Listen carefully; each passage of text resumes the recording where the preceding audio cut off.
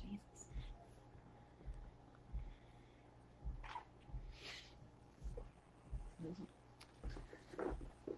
You're further away from me. I don't think it's on yet. Oh, here we go. There it is.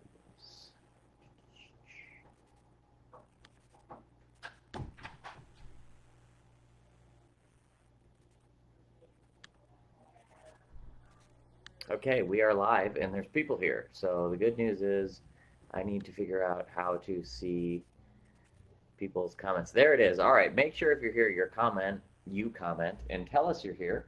So thank you guys for coming. We are Green Juju, and you may notice we are in a very strange location. That location is a wonderful store in Portland, Oregon called the Filling Station. We were at an event today, so we were commandeering their back room for our live today. So very excited to be here. And in case this is your first time, this is Kelly Marion, the founder and owner of Green Juju, and I am Billy Hoekman. I am the Vice President of Nutrition and Communication for Green Juju. So nice to see people coming in, and that we have some East Coasters here. Usually I'm on the East Coast. It's actually very nice to be doing this at 4 p.m. as opposed to 7 a.m. on my end. So that's a cool thing. So Kelly, let's talk a little bit about life stages and your take on that when it comes to Green Juju and our products generally. All right. First of all, I just want to say I'm so excited to be with you in person so that I don't cut out and echo the entire time that I talk. True. Which is usually what happens. So when Green Juju was made, it was made for the Just Greens, our original blend. It was made for my dog Bailey, who was going through cancer. And there was it was the first product of its kind on the market, and there was a lot of word of mouth going on around about it, which was very cool. But the message kind of got that if your dog has cancer, if your dog's old and sick, then they need Green Juju. And I really strongly wanted to change that message to be, let's keep our dogs healthy. Let's start our dogs healthy. Let's not wait until there's a problem and try to fix it. Let's prevent a problem.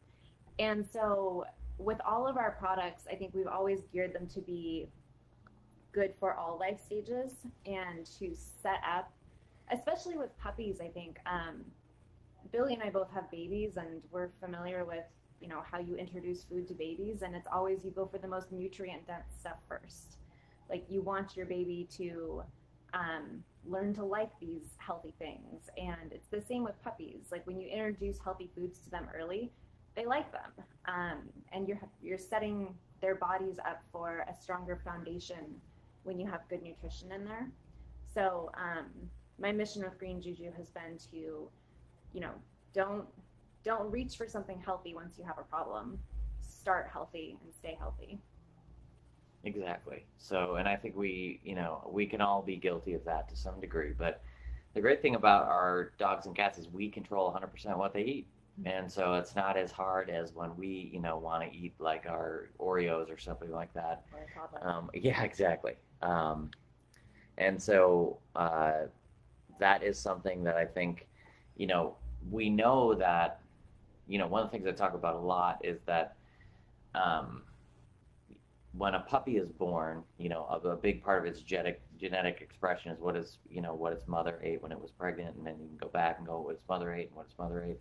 So the other thing to think about too in terms of feeding all life stages is we're really all up against it when it comes to the genetics of our dogs. And it doesn't matter if you're talking about a rescue, a mutt, a purebred, whatever it is, genetically, because so many dogs in the past have eaten processed diets, I think we're all kind of up against it. So that even makes it even more imperative, I feel like, to feed them correctly, right when they're weaned onto food and up, so we can avoid some of those health issues in terms of doing that. Something that I saw when I had a dog walking business, and I see some from friends and stuff now, is that dogs can pretty much survive on anything for several years. And it's usually around 6 or 7 when issues start to pop up. I've kind of attributed that to like enzyme deficiencies from eating a processed food over years. I don't know exactly what it is. You might have something to weigh in on that. But either way, I think there's this mentality like, well, what we're doing works, so we'll leave it there. But I think our goal is to make really easy products to add to whatever you're doing that works, that will enhance that nutrition and just make it easier to do that. Exactly. Well, and as a reminder, because we're kind of like starting off by talking about this thing, make sure you put your questions in the comments section so we can see them, and so we make sure that you can get, or you make sure that we get to your question, because there's always inevitably questions that we can't get to. So make sure you put your questions down. And which totally made me lose my train of thought as well on terms I'm just going to mention Billy and I have been talking for 6 hours straight at an event earlier today, so if we're a little off, that could be why. Yes, that is exactly right. So I'm going to say hi to some people here. So hi to Jessica and Judy, and Terry from Australia. So I feel like, Terry, you've been on here a few times, so thank you so much for that. I appreciate that you are here just for the education. And Julia in Vermont, love Vermont. Beth, Greenaway, I'm probably going to see you. I would imagine I'm doing an event at the end of the month at Pug and Hound, so I'm probably going to see you there, I would hope. And Heidi from California, Suki from Nebraska, so thank you for coming as well. So make sure, guys, Beth, you said you have good questions, but I don't see any questions from you. So let's make sure we put the questions down into the... Oh, I know what I was going to say. Cool. Took all that just to get me back to where I needed to be.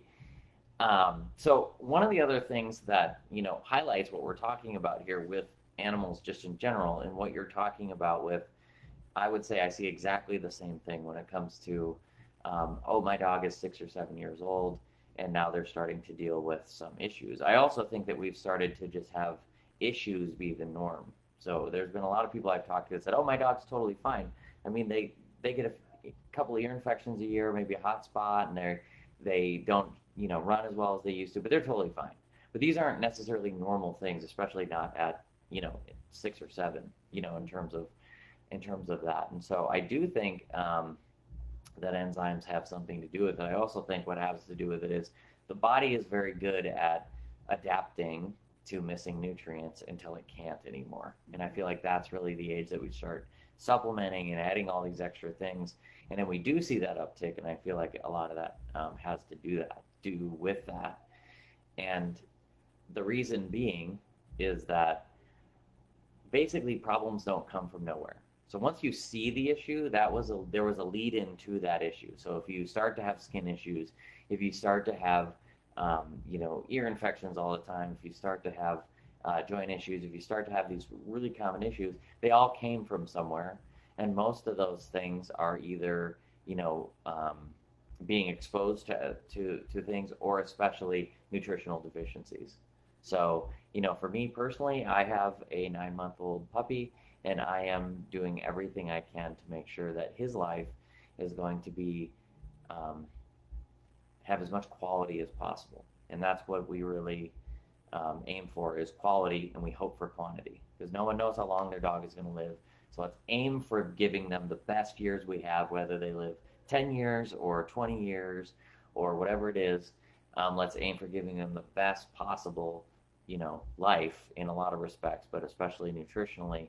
And then from there, we hope that they live forever. And so that's kind of the other thing I always say is, no company can say, if you feed our, products or our food, I saw the fly come right here. I was like, it's coming for you.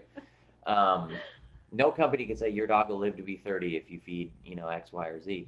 What we can guarantee is, if you're adding green Juju products, you're going to get better nutrition. It's going to lead to a better life, and I think increase the probability that your dog will live a longer life. And that's really all we can do. So I have a question for you. Mm-hmm. As a puppy owner, what is your, tell us about how you're setting him up for this, quality of life nutritionally. What are you doing specifically? Well, Obviously, you start with feeding as many, obviously, raw and unprocessed foods as you possibly can. But I'm looking at sort of um, nutritional diversity through, as many different foods as possible. So that comes into, you know, Green Juju has a whole line of products now where we can get, a lot of different nutrient sources into his diet as well. But I'm also looking, so I'm setting up his development and his microbiome for long-term success, right? So we know the immune system is tied into the gut. Over 70% of it is in the gut. So what I'm trying to do, which fits really in line with what we're doing right now with our new products coming out and our already existing products, is trying to diversify. That's one aspect. I'm trying to diversify his microbiome as much as possible. So that includes, BAM's beets, that includes our raw goat's milk, it includes fermenting our raw goat's milk, it includes, as importantly, all of our blends to actually feed all of those microbes that I'm introducing into his gut. And also just from other food sources as well, some of that innate bacteria from some of the whole prey that I feed and that kind of thing as well, to be able to do that. The other thing I'm doing, which I think beyond just like the general nutrients that are found in food, is moisture content. So we know, I've worked with so many cats over the years that essentially are dealing with things like kidney disease later in life because they've been inundated with protein without moisture. And one of the things that isn't talked about enough is that water or moisture is the delivery system of every nutrient. So it's made to be present in the biological, in the diet that your dog or cat adapted to eat.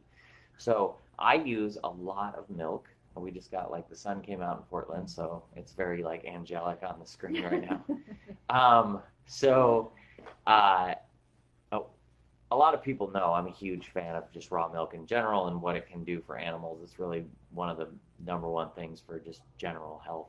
So convenient we have it now, so you can talk about it. I know it is. It is a wonderful thing. In fact, the store we're at right now, the filling station, just got their milk today. So if you're in Portland, Oregon, um, come and check out that milk. But so one of the things I'm doing is my dog is about 25 to 28 pounds, and I do 8 ounces of milk a day.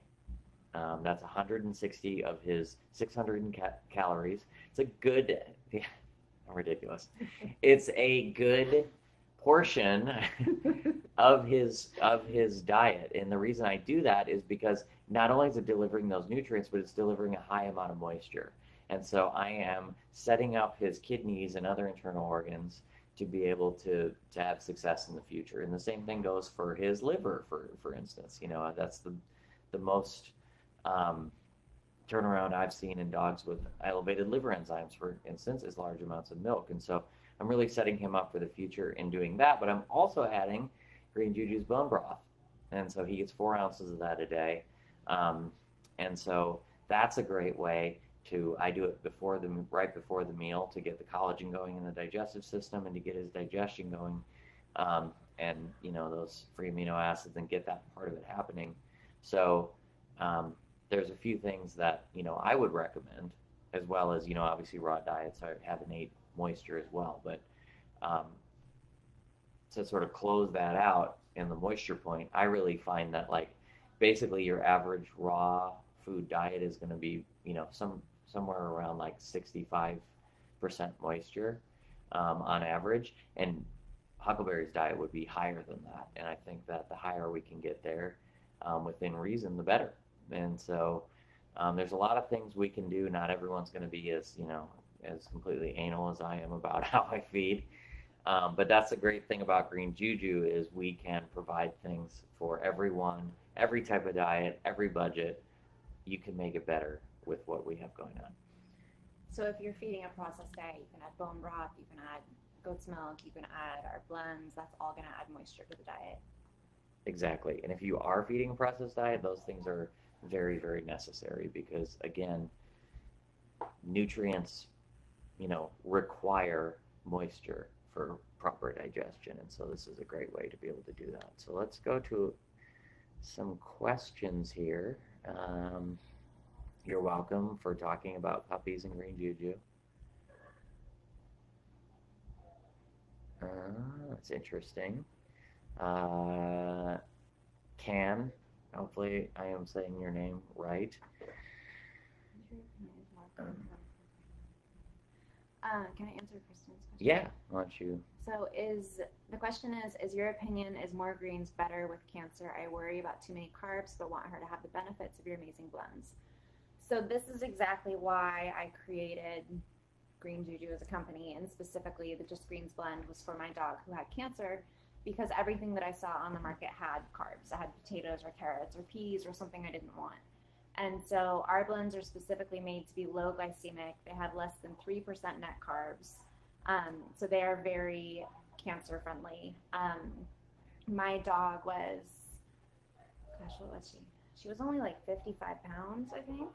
Um, but my vet had me feeding her 2 cups of Just Greens a day. Um, so she just wanted her to get a ton of those dark leafy greens in her diet. And with that low carb content, it wasn't a concern with the cancer.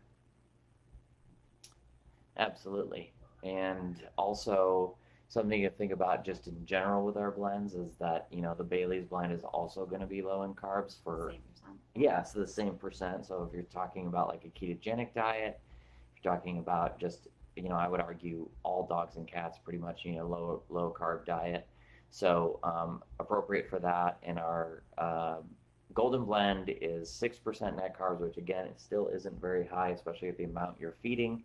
And so, if you're doing like a real ketogenic diet, like 4-to-1 or something like that, and you're doing that for cancer, you want to stick with the green blends, but those will be a great part of that. But for all of you other people out there, rotating in that golden blend is amazing as well. And let's not forget, we want to support the immune system by getting as many different types of plants in as possible. So, uh, something to think about. Hi to Lisa and from Atlanta, and we are excited for the new products to be in Atlanta as well.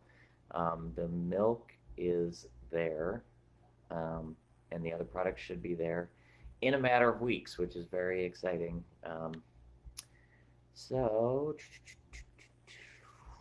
so Diane has an Italian Greyhound rescue with color dilute alopecia, and I'm looking for support for her skin. That is a very interesting question. I don't know. I don't know color dilute alopecia especially, but I do know one of my old dog walking clients was a Doberman who had alopecia, and Green Juju actually helped the hair grow back. But again, I don't know what the color dilute alopecia means, so that could be irrelevant. But that tidbit of information. Yeah, and one of the things I'll never do is just like make something up. So I've never dealt with color dilute alopecia before, so I don't know. But Diane, I'd be happy to research that for you and just give you my opinion based on other things I know about nutrition. If you'd like to reach out to us, maybe at info@greenjuju.com, that would be awesome. So Stacy asks, if we ferment the goat milk, will it last a month versus 10 days? Well, first of all, the unfermented goat milk will last about 2 weeks, and the fermented goat milk will last a month. So something to think about there if you want some extended shelf life and also some bonus benefits. If you haven't gone to our website yet and clicked on the raw goat's milk section, we do have a video there that talks about fermenting our new pure goat's milk, which, and I've been saying this a million times today, is the best source goat milk in the country. And I'm so happy to work with the farmers that we work with there. So, yes, and I do also thank and talk to the goats as well because they are amazing creatures. What was I going to say about that? So just the gist of it, in case you're wondering and you're new to our milk, the question is about fermenting our milk. So we released our milk one way, which is the pure, just straight up God's green earth goat's milk. So you could do it 3 different ways, and that is either to ferment it yourself, which takes about 10 seconds of work and then 24 hours on the counter, or you can make it lactose free, which is so our goal there was to get every animal to be able to get all the benefits of whole raw milk, even the most sensitive ones. So go to our website, click on raw goat's milk and check that out for more information. Suki says, can you do a training with us at the Green Spot? I would love to do a training with you at the Green Spot. Liver support is important and prevention is important. So Suki, reach out to me and or reach out to us at info@Green Juju, and I would be happy to set up a training with you. But you have to promise that Jess and Whitney are going to be there as well. So that is my one request. For those of you who live in Omaha, go check them out. I feel like the need to keep giving shout outs to the store we're in because they're so nice to us and let us sit in their back room while we are doing this. So again, if you're in Portland, Oregon. We took over their store yesterday too. Yes, so we're here a lot. I feel like I should, get them donuts or something. But if you're in Portland, Oregon, check out the filling station. We're here now. If you're in Portland right now, come to the back room and come to the filling station. Join the training. We are here right now. So if you want to meet us or see us, here we are. That would be crazy if somebody came down. That would just be the weirdest thing. So make my day if that can happen. So Beth says how to ferment the 32-ounce goat milk. Again, you can go to check out our video so you have a reference point for that. But just the quick thing is this. So in the video we talk about the 32-ounce, which is the quart, and the dosage there is any probiotic that contains at least 2 billion CFUs, which is 2 billion probiotics or colony forming units. So with the 64-ounce, the half gallon, you could do at least 4 billion. And then with the quart or with the pint, I would still just do the 2 billion because more is better in that case. But you can go ahead and check out that video. And just so you know, we did work with Adored Beast on this project, and I did definitely ferment all of their probiotics into the milk. And one of the huge benefits to that is now you can rotate. You can ferment different probiotics. You can do all 4 Adored Beast ones. Just as a side note, I did my toddler's probiotics. I did my probiotic. They all worked. And so the thing is, you can rotate between those. I'd highly recommend it, which is really taking fermentation to the next level, which is really exciting for me to be able to do that. So go check out that video. Get nerdy. Ferment your own milk. Looks like we have 2 Green Spot employees, so that's pretty awesome. So Kelly, this is a great question for you. Can you explain the importance of beets? So one of the cool things about the BAMS beets that we're doing, beets are great. One of the drawbacks in feeding them oftentimes is the sugar content, but when we ferment them, it eats up the sugar, so you don't have to worry about the sugar content. So then you're just left with these deeply pigmented antioxidants. And the darker the color, the more potent the antioxidant is. And so it's really just a great kind of whole body support. It also helps to stabilize blood sugar. What else do you have? Did you talk about the liver? No. These are so good for the liver. There you go. They're great for detoxification, phase 1 and phase 2 detoxification, I believe. And they are also a good source of fiber. But yeah, I think mostly the unique thing about this is just that beets are something that we stay away from a lot in pet food because we don't want to feed the sugar. But this is we've worked around it so that we can feed them and not be giving that sugar. Yeah, the other thing too is to think about, I like, making items and using items that are sort of like multi-purpose or multiphasal. So what I like is, we're not just creating supplements that do one thing in this case. We're creating a supplement that includes beets, but also includes, for instance, purple cabbage as well. And there you're getting help with the digestive lining. There you're getting a different set of antioxidants.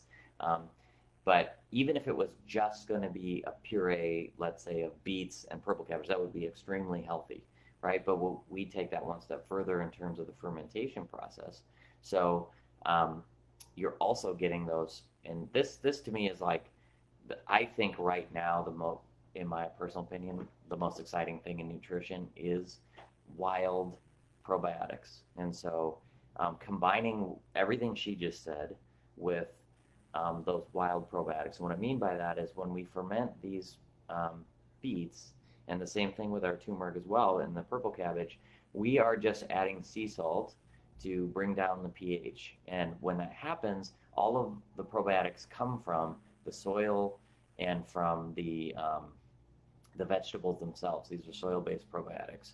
And so what happens there is they set up better in the gut. They're more resistant to acidity. And there's more diverse species. And to me, just the coolest thing in the world is that if you use BAM's beets and then you use that pouch and you use a different pouch, even from the same batch, you're going to get different speciation of bacteria, which the name of the game and one of the coolest things about green juju is different species of probiotics. So if you're using BAM's beets, you're using our goat's milk, you're going to get hundreds of species of probiotics, and you can feed them by feeding our blends. So what a cool thing that we can support the gut in its entirety just with green juju products. So now you take a processed diet, even up to a raw diet, and you add these things that I just mentioned, and you're getting this microbiome support. You're going to better digest. Your dog has going to better digest their food. They're going to have a better immune system because of all of these different species of probiotics. And so I just think it's interesting that dogs and cats have 400 different species of different sort of microbes in their stomach having to do with digestion, and you can inoculate with hundreds of different species every time you use our products, which I think is really cool. So that goes kind of back to the importance of beets in that it adds to the importance because you can get so many different things out of these supplements. So since we're talking about the BAM's beets, something we didn't hit on there is your favorite nutrient, vitamin U, which is the significance of having cabbage in there. There's old kind of stories of using cabbage soup to heal ulcers, and it's because of that nutrient in cabbage that helps to heal the gut lining. So with the probiotics and that vitamin U, the BAM's beets is a great supplement for the gut as well. Well, there is more than old stories. There's actually studies run in clinics that actually show better healing in humans as opposed to medication. So, I mean, it's when a you really hear cool. cabbage soup, it's what you think of. Right? Well, just for the record, vitamin U is not my favorite nutrient. I know everyone has a favorite nutrient out there, but it is not my favorite. My favorite nutrient is vitamin K2, which your animal. How did I not know this about you? So, just throwing that out there, I do think vitamin U is very interesting because it's totally obscure. But I will add, because we mentioned my favorite nutrient, your animal will get vitamin K2 from our goat's milk. So that's the goat's milk. That's very exciting. So just throwing that out there. Very exciting. And another thing too, if you create, so there's a number of vitamins and things that can be created by microbes in the stomach itself. And if you have a healthy microbiome, your dog and you as a human can create vitamin K2 in your stomach. So that goes to feeding all of our products as well. So Beth has a great comment. She says, my cats come running for the green juju treats. That is absolutely true. These treats are highly palatable. In fact, I just got a video or a picture from my friend Krista, who has a store called Pug and Hound, and her pug Bruce, who is my godson, who is an amazing pug, bit her finger because he was so excited to get the bison green, which is his favorite treat. So shout out to Bruce, and keep biting your mom's finger over the treats because they're that good. But if you have a cat, all of our treats have tested very well for that. So it's not just the salmon, but especially too the unsung hero, the bison liver trainers. A one ingredient treat with nature's most nutrient dense food, liver. Great way to get more organ meat into your cat's diet, because even cats on raw diets usually need more organ meat for for those wonderful fat-soluble vitamins. So Beth says, what's the most goat milk for a 13-pound dog with kidney issues? Well, the good thing about goat's milk is it's nature's most complete food. So again, my dog doesn't have kidney issues, and I'm doing like roughly 37% of his calories as goat milk. I would highly recommend doing half of your calories in goat's milk. So just take half your calories, divide it by 20, because there's 20 calories in an ounce of goat milk, and that's how many ounces a day you'd do. That would be awesome. So Kelly, what do you recommend for seasonal allergy support in a large dog? So, a few things. Our Just Greens freeze dried with nettles is great for allergies because those nettles have antihistamine properties, which is like natural Benadryl. A lot of people have had success with just our Just Greens. I would also, a supplement that I've used with both of my dogs that's been really helpful is quercetin. I think it's the Bluebonnet brand. Anyway, you can find it on Amazon, but quercetin is very, very helpful. So between the Just Greens with nettles and the quercetin, and also baths. I know it sounds really simple, but like most of it's pollen that they're bringing in from outside. So regular baths and those diet additions would be my recommendation. And then also bone broth can help to heal the gut and make it more, what's the word I'm looking for? Strong? Sure. Okay. Sure. We'll use strong. One of those We've been things. talking all day. I'm not in your head, so I don't know what word you're looking for. But speaking of that, I'm going to be washing my dog tomorrow, and I can do that now because I have no cast, so that's exciting. So I am on dog washing duty. So Huckleberry, I will see you tomorrow. Very excited about that. So, yeah. I've been gone for 10 days. I'm going to throw you in some water. That's exactly right. Stephanie says, how would you go about fermenting the goat milk? So we did talk about that a little bit earlier. Go to our website, click on raw goat's milk, and then there's a video there. And on the products tab, there's a drop down for raw goat's milk. Okay, yeah. And so now check that out. If you have trouble with that, email us, and we're happy to direct you to that video, but it goes through all those points. So the second part of this question is, you mentioned DIY making it lactose free. Is there a specific product you would recommend? The product that we used in testing was called Milk Aid, which is available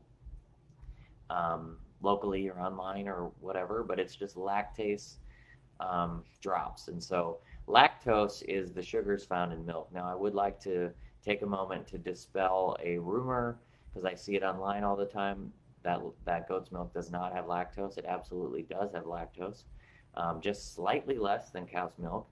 And it's there for a purpose, and it's not just sugar. So lactose in raw milk is different than lactose in pasteurized milk, and it has different duties. It's not just energy, but it helps feed the microbiome. It does a few different things. But there are a subset of animals that may be lactose intolerant, or maybe you just are doing a ketogenic diet or something like that, and you want to reduce the carbohydrates down as much as possible, in this case to zero. You can make it lactose free. So the brand we worked with was Milk Aid, and if you do Milk Aid, it's 10 drops per pint. So the whole process is you put your 10 drops of your lactase in the pint, shake it up, and leave it in your fridge for 24 hours, and then you will have 100% lactose-free whole raw milk. So you get all the other benefits without the lactose. So this is going to be a great way if your dog or cat has never been good with raw milk and it's a sensitivity. This is a great way to try it. This is going to be a small amount of dogs to be able to do that for, but that's the whole mission of Green Juju, is to help as many dogs and cats as possible, especially the sensitive ones. So check that out. It's very easy, and it's always fun to do stuff for your dog or cat as well.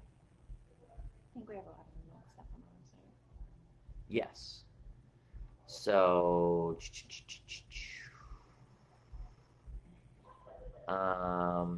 Beth is feeding a raw brand. Both of our broths Bailey's blend, got the golden blend today. Is this too much for each feeding? No, I mean, that looks like a great diet as long as it's within the amount of calories you're doing. So it just really depends on uh, really the amount of calories. Well, the other thing that's nice about raw diets is that they're not as conducive to weight gain because they're not like ultra high in the wrong type of carbohydrates or just carbohydrates in general. And obviously, we just got through saying that our Bailey's blend and our golden blend are going to be lower in carbohydrates anyway. So, as long as that's the amount of calories you're looking to feed, then it's definitely not too much. I would just mention something on that. This is just my personal preference, what my vet has recommended me do. But to kind of rotate through proteins. So like every 2 weeks, like we'll do duck and then we'll do goat and then we'll do bison or whatever. So if you wanted to break that up and, instead of doing both broths and the golden blend and the Bailey's blend at once, you could do like one broth and a Bailey's blend and then one broth and a golden blend every 2 weeks and rotate them. So you're still getting all the same nutrients. You're just spreading it out over time and kind of giving the body breaks between the two. But I think what you're doing is fine. It's just a suggestion to switch it up. Exactly, and it's a great point about what works and for each individual dog. So Carrie is feeding BJ's raw and green Juju and doing great. Well, that does not surprise me. That's what I do as well. There's a question about goat milk size and how long they last because the 64 ounce started to smell. So it depends on what that means because here's the interesting thing about milk. So even if you're not fermenting it, and there's a 2-week shelf life on on all of our milk. So when milk starts to smell sour within that 2 weeks, it's actually fermenting itself. So that just means that those bacteria, those good bacteria, are starting to grow, and I think people are more used to it when it's like cheese or kefir or yogurt or something like that, but that's essentially what's happening, and it really has its own set of health benefits at that point. There's a lot to be said about soured milk. So as long as you're within those 2 weeks, your milk is going to be great. So Beth, I don't know how big your dog is, but it just depends on it just depends. So Suki says, have you tested how many strains of bacteria just for fun? That would be fun. Didn't we try and we couldn't find a lab that would do it? The hard part about different like strains of bacteria, so we tested for lactic acid bacteria so we could get, and that's to get a count for lactic acid bacteria, which is on the packaging. But that only tells a small part of the story. So you're not going to really get, when it comes to, like for instance, in the goat milk, we know, because we can look at research, that there's 200 strains in the goat milk. But when it comes to these fermented vegetables, it's going to depend on so many things. It's going to depend on that specific plant, on the soil. It's going to depend on the environment that they were fermented in, the room, the air, the natural yeast, all that stuff. And that's really the health benefit of it, is that different speciation. So we can't really tell you in the beets how many different strains there are because it would be very hard to test for all those. But that's kind of the point, in a way, if that makes sense, because that's what we're going for. And that's another great thing about allergies as well. With the wild ferment, you're kind of bringing the outside into your house. So you're bringing all those natural yeasts and bacteria and that kind of stuff into your house. So that can help as well.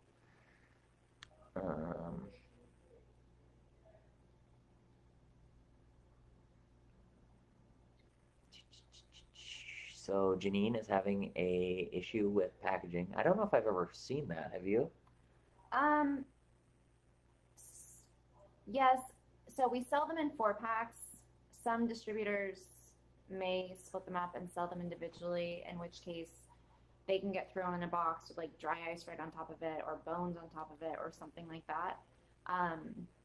There's not a whole lot we can do in that situation. However, we are switching to a different pouch in the next few months probably, which I believe will be more durable. So hopefully that won't happen again.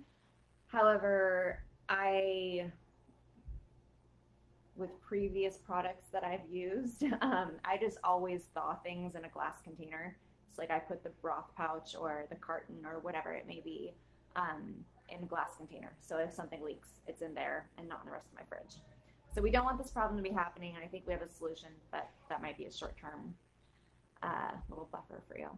Yeah, and Janine, sorry about that. We don't want you to have a product that doesn't work, or that's very frustrating. So apologize. Obviously, it happened in transport at some point, but that doesn't mean that your dog needs your dog or cat needs their broth. So, so I really don't want to butcher your name. So, any plans for expanding in Canada? Well, we are for not our new products are not in Western Canada, but our existing products are in Western Canada, anywhere from Manitoba west. We are. um, Basically, we are looking to get into Eastern Canada as well, so we're trying to work on that, and we're looking to get our new products to you guys as well, because I think Canadian dogs need these things as well, and cats. We basically have facilities on opposite sides of the country going to distributors on opposite sides of the country, of two different countries. So it's kind of a logistical nightmare, but we hope to work it out. We hope to figure it out. So basically, in layman's terms, our products are made in Oregon, but the new products are made where I live in Lancaster, Pennsylvania. So they ship from there. So it's two different things. So we're still trying to figure that out. So you're welcome, Suki. Hi to Kathy.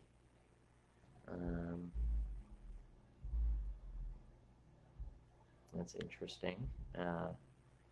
Marilyn says, I steam beets for myself, but give a small amount of the beet juice to the dogs. 1 meal per day. Is the juice too sugary? Well, we would obviously recommend using Bam's beets when they come out, but if it's a small amount, that should be fine. I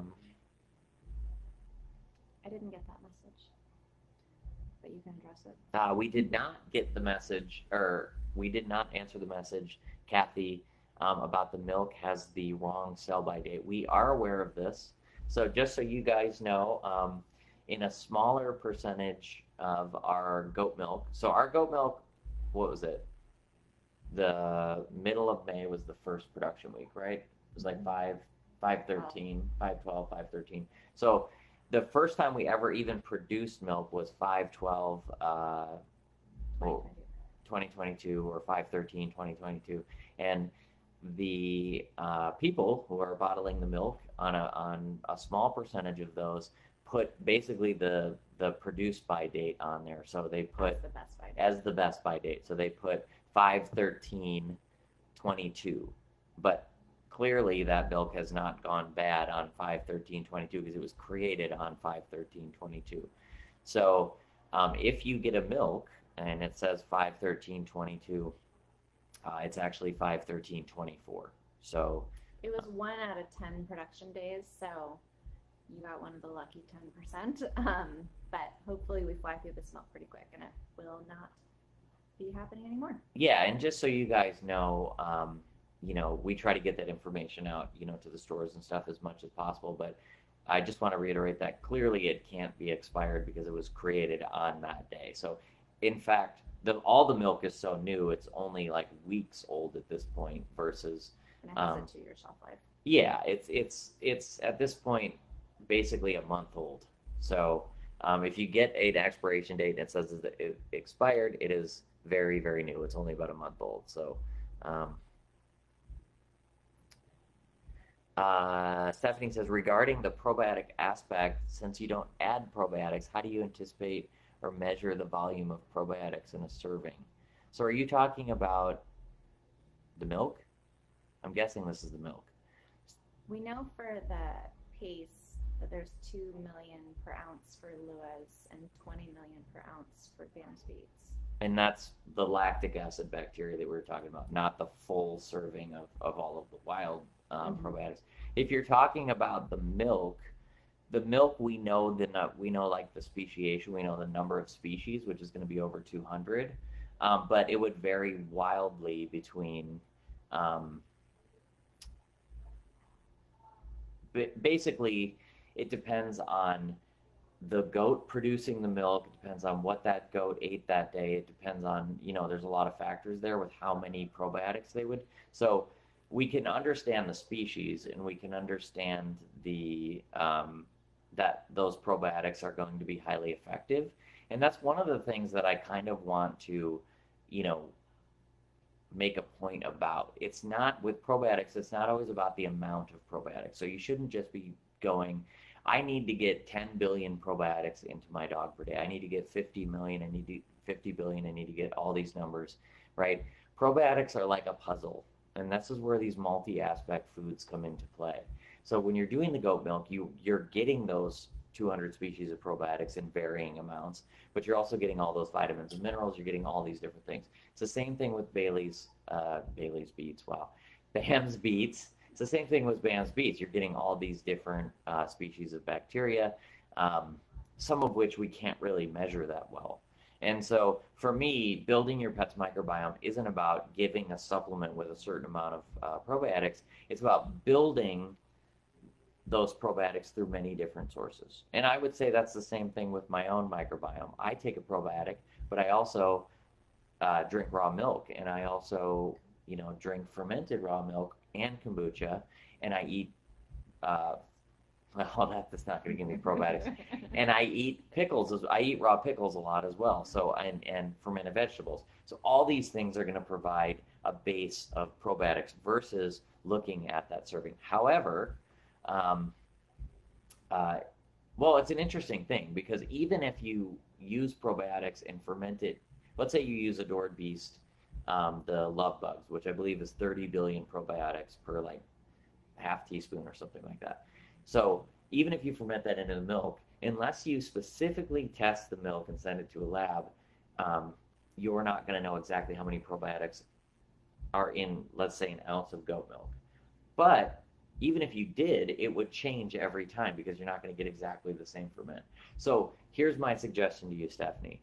If you want your dog to have a certain amount of probiotics, you could take the Adored Beast probiotics, use it as directed to get that 30 billion, but then also ferment it into the milk. You can get it into a different medium, still use things like Bam's beets, and then you're getting all those different sources of probiotics, but you have the peace of mind of going, okay, I have 30 billion or whatever it might be. So that's what I.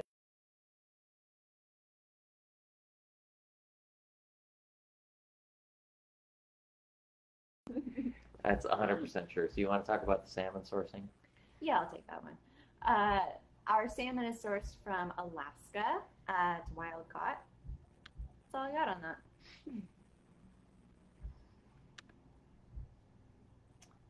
So Sierra says, thank you so much. You're welcome. So any plans to offer bone broth in larger containers? We kind of played around with those larger pouches, and they weren't very user friendly. So I would like to. I just haven't found the right format yet. And keep in mind, guys, we always love suggestions, and a lot of people have a lot of good ideas. And me and Kelly talk about cool ideas for new stuff all the time. So if you ever have any ideas, let us know. Stacy, I'm on the same page as you. The question is, do you serve food cold to your dog straight from the fridge? I've heard room temp is preferred from Dr. Judy, I believe, but realistically, no dog will patiently wait for their raw meal to warm up to room temp. My vet has recommended that as well. I have a busy house with 2 kids, and the dog gets fed when she gets fed. She gets fed wonderful food, but no, we don't put it on the counter to warm up. Do you? I don't. I just feed it straight out of the fridge. Sometimes if I'm like taking a picture of it, it probably warms up itself just because. Well, you stage the picture and But get out the fancy camera. yes. But but Huckleberry and Lua as well just stare at me like, what are you doing and why? Which is kind of hilarious. There is definitely, I've definitely heard Judy Morgan lecture on that, and I do think it's a really great idea. I also think it comes down to the dog as well. And just how that works. And so, when Bailey was older, I did that for her. and I don't remember exactly why it made more of a difference for her, but we did that when she was older. So Amy says, any suggestions what to feed a dog with kidney and heart disease? So, um, number one, like feeds like. So hearts are. Oh, I was like, what? Hearts are. So basically, when people say like feeds like, if your dog eats a heart, it's made up of the nutrients that are made of your dog's heart is made of, right? And so that's when they talk about like CoQ10 and those sorts of things, but also just based down to the vitamins and minerals. So I would look at feeding. I especially my go-to for that is our beef red and bison green, which is very high in heart, and then you're also getting the uh, liver as well, just for general health. But I would highly recommend that, or just generally, um, in a raw diet or whatever food you're looking at feeding as well. And then with the kidney, moisture, goat milk, always good. So for this, kind of tying back into our life stages theme of the day, can you talk about the bone broth and the kidneys and how it's more effective? Yes. So bone broth. Um, so bone broth, when you cook it and process it, those amino acids are then converted into free amino acid form. And free amino acids are directly usable by the body. And basically, if your dog was to eat bison meat, the body has to turn those into free amino acids, which are then usable by the body. And the kidney has to filter out all that waste. Now, bison broth is going to be already in free amino acid form. So the kidney doesn't have to filter out any waste. And they're very efficient proteins, which can reduce the body's need for protein. So again, just like when we were talking about um, probiotics and saying it's not always about the amount of probiotics, it's about the quality of them and how well they're going to work in the speciation. It's the same. Protein is the same. Quality is a huge part of that. So a good example of that would be Huckleberry gets 4 ounces of our duck or bison bone broth every day. That's 4 grams of protein. Doesn't seem like that much protein, but it's highly efficient protein that will reduce his body's need for the other protein that he has, which will give his kidneys, will make his kidneys do less work. So this can be extremely important for senior dogs. So now you take a senior dog that has kidney disease and you put them on, a lot of our bone broth and a lot of our milk, and you increase the moisture, but then you also increase the digestible and easy to digest protein that can make a huge difference. So, oh, good. Janine still used the broth, even though there were the holes in it. So that's great. It's only 2 out of many, many I've bought so far. So that's great to hear. Beth, a suggestion on that is when you get to the end, just cut the top off, and you can kind of scoop it out, like get a spatula or spoon or knife or whatever. Yeah, just a spoon would be. We have a spout on there because it's so, both the beets and the golden paste are so potent and so possible to stain things. We wanted to have it in a really containable, easy way to serve, rather than something like our blend containers that you can like put a spoon in and then potentially spill everywhere. Yeah, and the other thing to think about though too with those is, remember, there is going to be some variance. We are obviously always shooting to get the same consistency in all of them, but it is food, and food is going to have some natural variance. So if the worst thing is you have to just maybe cut the top and spoon out a little bit, just keep in mind, we're doing the best we can. We will not be adding fish stock, but I've heard some others may be. Yes. Keep an eye out. So check that out. So we're going to take a few more questions, and then I get to go enjoy an espresso at one of the fine coffee shops in Portland, Oregon. So I get to hop on the road for 3.5 hours, eat a chocolate bar, and try not to fall asleep. There you go. So yes, the spleen. For the Dr. Judy comments, that was what we were doing with Bailey. Oh, there you go. So just to reiterate there, Julia says, for older pups, the warmer the food is, the easier for them to digest, easy on the spleen. There you go. And I'm a big Dr. Judy fan. I actually get to spend a little time on Dr. Judy's farm this summer. I'm very excited about that. And it might be the first time that my daughter has a s'more, so that would be an incredible thing. So just throwing that out there. The first time Maddie had one, she hated it. It was too sticky, and she just like threw a fit. Oh, that is not good. Okay, so we're going to take one last question, and that's from Amy, and it is, my dog can't have the bison broth. Would the duck broth work as well for the kidneys to do less work? It would. Yeah. It's bone broth just the same. And so use away. And keep in mind, the bone broth, the suggested dose on the carton or on the packaging there is 1 ounce per 10 pounds. If you have a kidney dog, you're going to do more than that. You're going to do at least 2 ounces per 10 pounds. That would be a good starting. Point. And also keep in mind that bone broth is like almost no calories. So, How about it? yeah, no animal's going to become overweight from bone broth. So in conclusion, I do want to mention, one of the reasons we do these lives is because it's important.